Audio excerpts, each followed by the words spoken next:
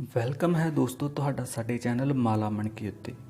ਕਿਤਾਬ ਬੁਨਿਆਦਾਂ, ਲੇਖਕ ਨਰਿੰਦਰ ਸਿੰਘ ਕਪੂਰ। ਲੇਖ ਲਾਲਚ ਦੀਆਂ ਸੰਗਲੀਆਂ। ਸੰਸਾਰ ਵਿਚਲੇ ਲਗਭਗ ਹਰੇਕ ਵਿਗਾੜ ਦਾ ਇੱਕ ਕਾਰਨ ਲਾਲਚ ਹੁੰਦਾ ਹੈ। ਅਜੋਕੇ ਸੰਸਾਰ ਵਿੱਚ ਲਾਲਚ ਦਾ ਇੱਕ ਵਿਸ਼ਾਲ ਨਾਟਕ ਚੱਲ ਰਿਹਾ ਹੈ। ਸਾਡੇ ਦੇਸ਼ ਵਿੱਚ ਹਰੇਕ ਧਰਮ ਨੇ ਤਿਆਗ ਕਰਨ ਦਾ ਉਪਦੇਸ਼ ਦਿੱਤਾ ਸੀ ਅਤੇ ਅਸੀਂ ਮਹਾਂਵੀਰ ਅਤੇ ਬੁੱਧ ਵਾਂਗ ਸਭ ਕੁਝ ਤਿਆਗ ਕੇ ਭੋਜਨ ਅਤੇ ਕੱਪੜੇ ਵੀ ਤਿਆਗ ਦਿੱਤੇ ਅਤੇ ਭੁੱਖੇ ਅਤੇ ਨੰਗੇ ਹੋ ਕੇ ਬਹਿ ਗਏ, ਜਿਸ ਕਾਰਨ ਹੁਣ ਸਾਡੇ ਦੇਸ਼ ਵਿੱਚ ਨੰਗ ਢੱਕਣ ਵਾਲੇ ਕੱਪੜੇ ਅਤੇ ਖਾਣ ਪੀਣ ਵਾਲੇ ਪਦਾਰਥ ਤੋਹਫੇ ਬਣ ਗਏ ਹਨ। ਸਾਨੂੰ ਹੁਣ ਸਮਝ ਆਈ ਹੈ ਕਿ ਧਰਮ ਨੇ ਕਿਹਾ ਸੀ ਲਾਲਚ ਨਾ ਕਰੋ, ਲੋਭ ਲਾਲਚ ਤਿਆਗੋ। ਇਹ ਤਾਂ ਨਹੀਂ ਸੀ ਕਿਹਾ ਕਿ ਸਭ ਕੁਝ ਗਵਾ ਲਵੋ। ਧਾਰਮਿਕ ਸ਼ਬਦਾਵਲੀ ਵਿੱਚ ਲਾਲਚ ਨੂੰ ਲੋਭ ਕਿਹਾ ਜਾਂਦਾ ਹੈ। ਸੁਤੰਤਰਤਾ ਉਪਰੰਤ ਜਦੋਂ ਅਸੀਂ ਸੰਸਾਰ ਦੀ ਅਮੀਰੀ ਵੇਖੀ ਹੈ ਤਾਂ ਸਾਨੂੰ ਆਪਣੇ ਖਾਲੀ ਅਤੇ ਖੋਖਲੇ ਹੋਣ ਦਾ ਅਹਿਸਾਸ ਹੋਇਆ ਹੈ ਅਤੇ ਅਸੀਂ ਸਾਰੇ ਆਦਰਸ਼ ਭੁੱਲ ਕੇ ਰਾਜਸੀ ਆਗੂਆਂ ਅਤੇ ਵਪਾਰੀਆਂ ਵਾਂਗ ਖਾਲੀ ਤਿਜੋਰੀਆਂ ਭਰਨ ਲੱਗ ਪਏ ਹਾਂ। ਗੁਲਾਮ ਅਤੇ ਗਰੀਬ ਦੇਸ਼ ਜਦੋਂ ਆਜ਼ਾਦ ਹੁੰਦੇ ਹਨ ਤਾਂ ਬਦਲੀ ਹੋਈ ਸਥਿਤੀ ਵਿੱਚ ਹਰ ਕੋਈ ਲਾਲਚ ਦਾ ਸ਼ਿਕਾਰ ਹੋ ਜਾਂਦਾ ਹੈ।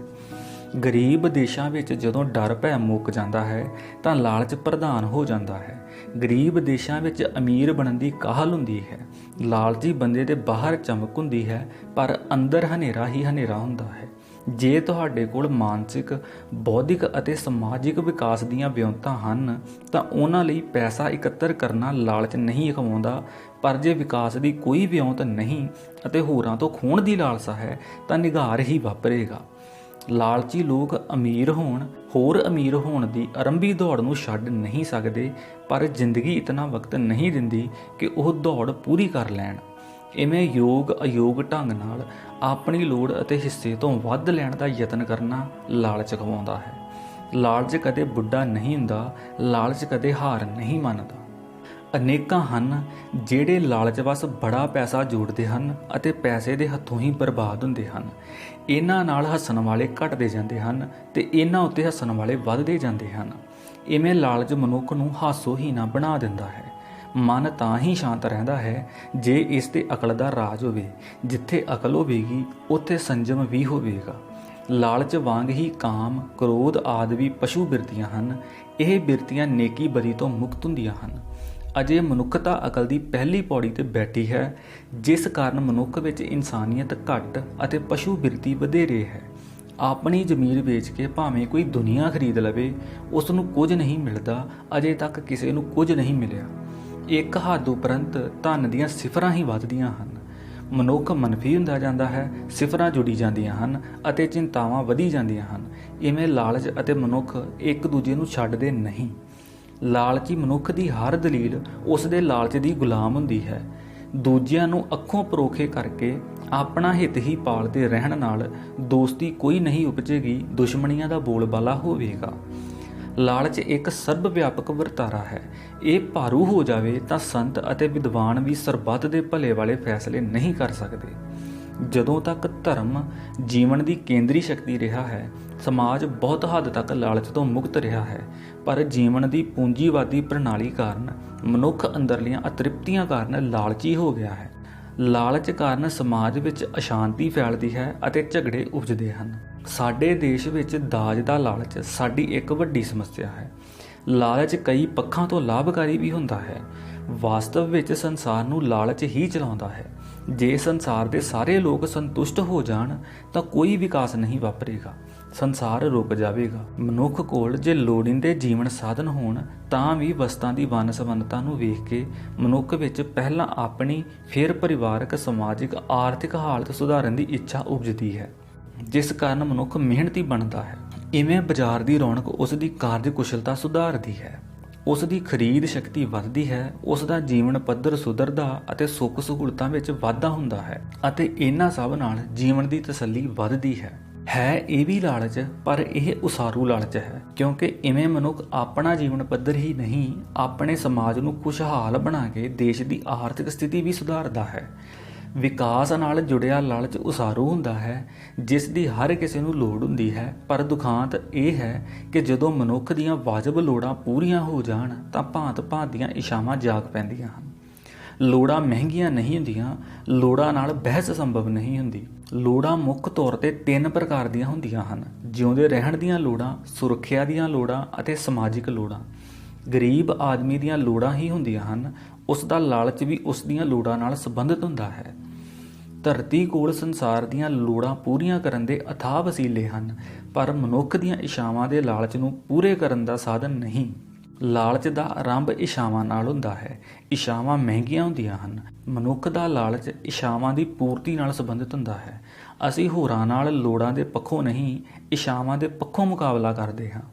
ਵਾਸਤਵ ਵਿੱਚ ਜਿਨ੍ਹਾਂ ਨੂੰ ਅਸੀਂ ਨਫ਼ਰਤ ਕਰਦੇ ਹਾਂ, ਉਹਨਾਂ ਨਾਲ ਹੀ ਅਸੀਂ ਮੁਕਾਬਲਾ ਕਰਦੇ ਹਾਂ ਅਤੇ ਉਹਨਾਂ ਨਾਲੋਂ ਵਧੇਰੇ ਅਮੀਰ ਹੋਣ ਦੀ ਇੱਛਾ ਕਾਰਨ ਅਸੀਂ ਲਾਲਚ ਦਾ ਸ਼ਿਕਾਰ ਹੋ ਜਾਂਦੇ ਹਾਂ। ਬੇਮੁਹਾਰ ਲਾਲਚੀ ਮਨੁੱਖ ਰੋਗੀ ਹੁੰਦਾ ਹੈ। ਇਵੇਂ ਲਾਲਚ ਇੱਕ ਰੋਗ ਦਾ ਨਾਂ ਹੈ ਅਤੇ ਲਾਲਚੀ ਵਿਅਕਤੀ ਰੋਗੀ ਵਾਂਗ ਵਿਹਾਰ ਕਰਦਾ ਹੈ।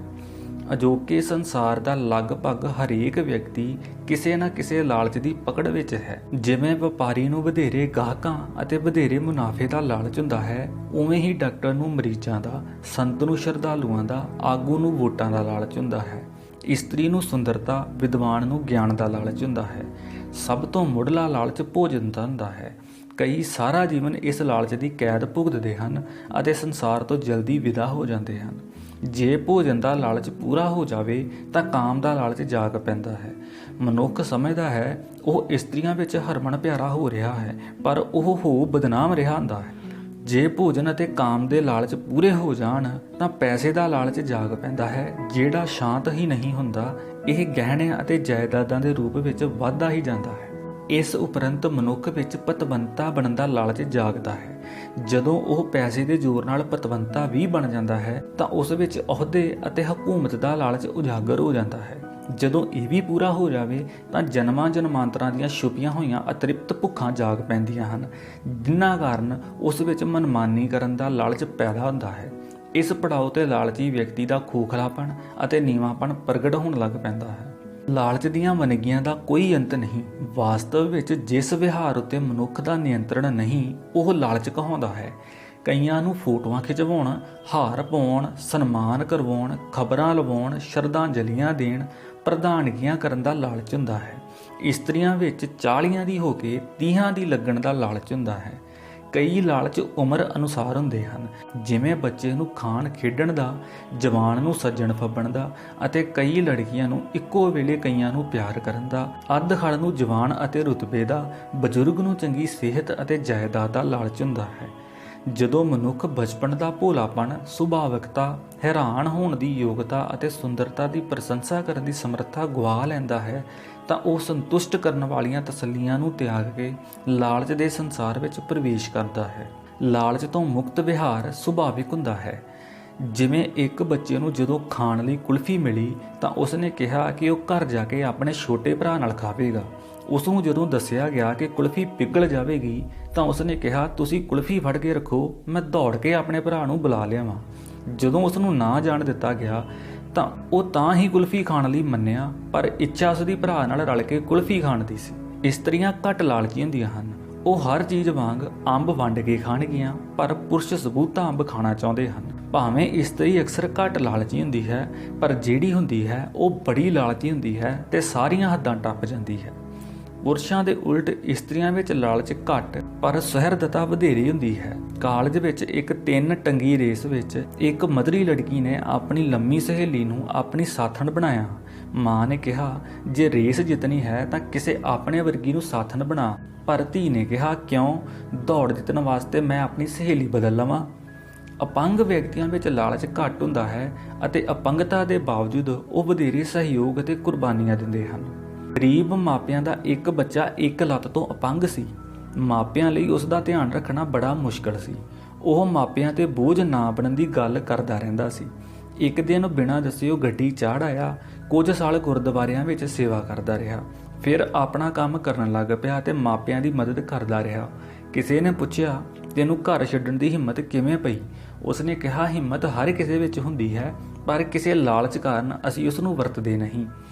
ਸ਼ਹਿਰੀ ਲੋਕ ਵਧੇਰੇ ਲਾਲਚੀ ਹੁੰਦੇ ਹਨ ਕਿਉਂਕਿ ਸ਼ਹਿਰਾਂ ਵਿੱਚ ਲਾਲਚ ਕਰਨ ਯੋਗ ਪੈਸਾ ਅਤੇ ਚੀਜ਼ਾਂ ਵਧੇਰੇ ਹੁੰਦੀਆਂ ਹਨ।